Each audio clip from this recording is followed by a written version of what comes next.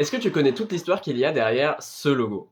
Déjà, j'ai vu beaucoup de fake news circuler autour des circonstances de tournage de ce logo. Mais là, regarde-moi ça, c'est quoi cette histoire? C'est bien sûr la photo d'un lion d'un zoo qui passait un scanner qui a été photoshopé pour correspondre à l'envers du décor de MGM. Bah alors là, impossible d'y croire, le Photoshop est complètement pourri. C'est pour ça qu'il faut jamais croire ce qu'on raconte sur internet.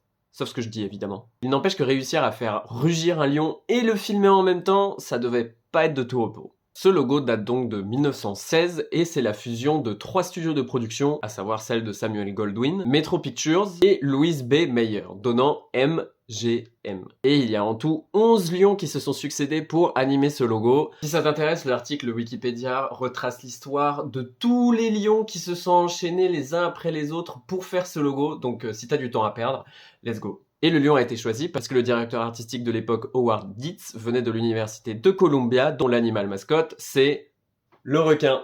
Enfin, je rigole, c'est le lion, bien sûr. Mais ce qui m'intéresse le plus dans ce logo, c'est ce qu'il y a marqué là-haut, là. Au-dessus du lion, il y a marqué Ars Gratia Artis, qui signifie l'art pour l'art en latin. Ça fait référence à la valeur indépendante de l'art, que l'art est un but en soi avec sa propre finalité. Je peux même dire que c'est autotélique dans ce cas. Voilà, t'as appris un mot, de rien.